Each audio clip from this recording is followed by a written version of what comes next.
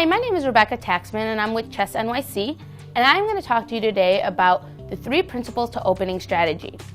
So when we get to the game, we're always like, what do I do? There's so many pieces, I don't know how to start. Well, I'm going to give you 3 steps that are going to help you create a strong, confident opening. First thing that we need to understand is these 4 center squares. These are considered our super squares because this is where the center of the board is, the control center.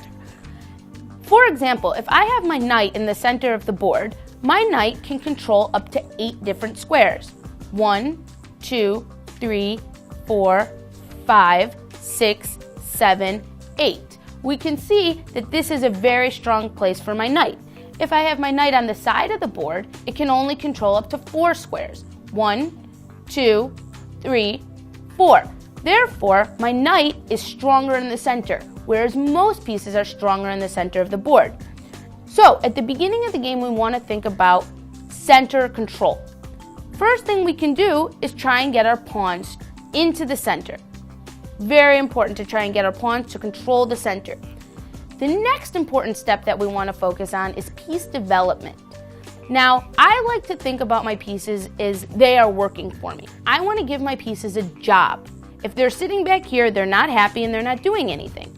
So my next step is to bring my pieces out and have them working for me. Usually we bring up the knights before the bishops. So I can bring my knight to f3 and my other knight to c3, and then I'm bringing them towards the center. Notice how I did not bring my knight to h3. That would not be a good choice. Towards the center.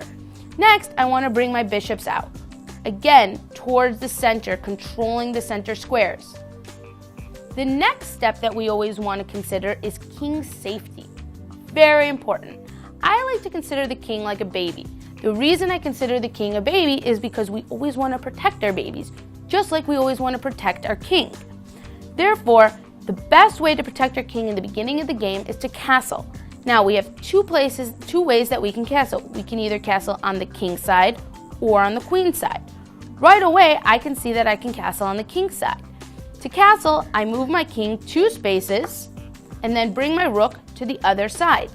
And now my king is stuck behind a little fortress, or to keep with the theme of a baby, a crib, and it is protected and safe.